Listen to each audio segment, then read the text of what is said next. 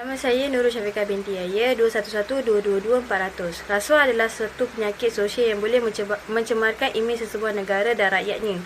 Perbuatan rasuah ini malah menjadi amalan biasa kerana bahayanya perkara yang kita berfikir itu biasa berubah menjadi yang buruk. Seharusnya perkara ini tidak menjadi amalan yang buruk berterusan sehingga sukar untuk dibendung dan dibenteras.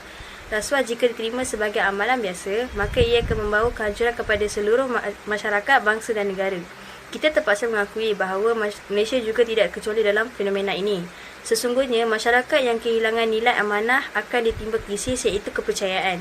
Oleh itu, semua pihak perlu menjauhi sifat tamak yang boleh menyebabkan perbuatan rasuah ini serta masyarakat maupun orang ternama mengelakkan diri daripada berlanja melebihi pendapatan. Terima kasih.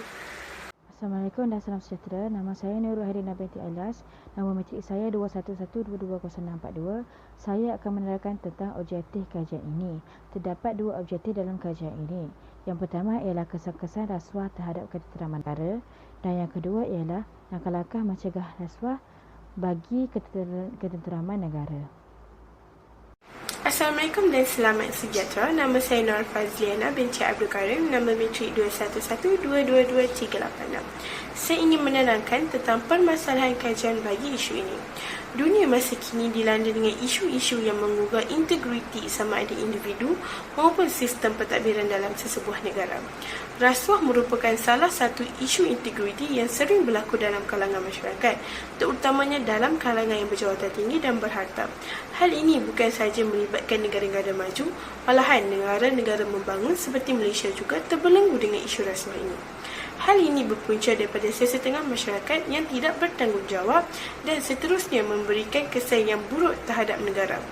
Dengan itu, isu rasuah ini akan mengganggu ketenteraman sesebuah negara.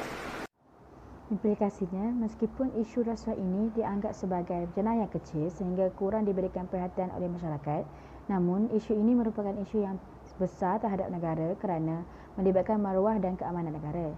Oleh sebab itu, rasuah ini perlu dicegah. Justru itu, kajian ini dilakukan untuk mengkaji kesan-kesan rasuah terhadap ketenteraman negara serta langkah-langkah pencegahannya. Sekian, terima kasih. Assalamualaikum, nama saya Nazanira. Hari ini saya akan membentangkan bahagian saya iaitu kaedah kajian. Kaedah kajian ialah penggunaan kaedah saintifik secara formal dan sistematik untuk mengkaji masalah-masalah dalam bahagian kajian tertentu. So, kaedah pertama yang kami gunakan untuk mengkaji kajian kami adalah penggunaan internet. Kami telah membuat penyelidikan dengan melayari internet dan melayari beberapa web-web tertentu yang berkaitan dengan kajian kami secara terperinci. Laman web seperti SPRM telah banyak menolong kami untuk menyelesaikan kajian kami dalam masa yang singkat. Hai, Assalamualaikum. Nama saya Nur Ain Edrina binti Hasrul. Nama matrik 211220629. Saya akan membentangkan kaedah kajian yang digunakan. Selain daripada menggunakan internet seperti yang diterangkan oleh Zanira sebentar tadi, kami juga menggunakan kaedah pengumpulan data. Data-data tersebut telah diperolehi daripada buku, jurnal dan tesis yang diambil daripada sumber-sumber yang telah disedia ada seperti data yang diterbitkan oleh kerajaan atau agensi-agensi tertentu. Dalam dapatan kajian dan analisis, yang pertama berlaku ketidakkeadilan disebabkan ketamakan individu yang mengetepikan hak rakyat tertentu. Menurut berita harian online, ramai individu menjadikan rasuah sebagai amalan sehingga membebankan rakyat yang miskin tidak mendapatkan hak-hak mereka yang sepatutnya. Jika kita cakna dengan keadaan sekeliling, mengapa masih lagi individu meminta-minta di tepi jalan dan mereka ini kebanyakannya tiada tempat berteduh walaupun negara kita sudah maju. Kesan rasuah yang kedua akan menyatukan imej negara di mata dunia. Kemajuan media masa dalam mendapatkan maklumat mengenai segala perkara atau isu yang berlaku dalam sebuah negara mampu menjadi punca kejatuhan ekonomi negara tersebut. Maka kita hendaklah sentiasa memastikan tiada kes-kes rasuah agar tidak menjadi bahan berita kepada media internasional dalam melaporkan berita kepada penonton mereka di seluruh dunia. Sekiranya kita terpalit dengan isu rasuah, negara akan kehilangan minat daripada pelabur-pelabur asing kerana mereka tidak percaya akan sistem pentadbiran kita. Seterusnya, antara langkah menangani rasuah adalah inisiatif pembudayaan integriti dan benci rasuah. Bagi memupuk sifat benci rasuah dan pembudayaan integriti haruslah bermula dari akar umbi.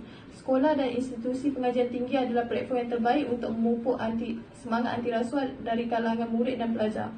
Sebagai contoh, kursus integriti dan rasuah telah diperkenalkan oleh SPRM yang ditawarkan di IPT. Universiti Kebangsaan Malaysia, Universiti Putra Malaysia dan Kolej Universiti Islam Melaka adalah antara universiti yang menyediakan elektif tersebut. Tenaga pengajar bagi kursus ini adalah kombinasi antara pegawai SPRM dan pensyarah IPT terbabit. Hai, nama saya Anis Nadira Muhammad Helmi, nombor matrik 2112222348. Dapat disimpulkan, rasuah adalah sesuatu perbuatan yang tidak patut kita amalkan kerana ianya merupakan penyakit sosial yang boleh mencemarkan imej negara. Objektif bagi kajian ini ialah kesan rasuah dan langkah bagi mencegah rasuah untuk ketenteraman negara.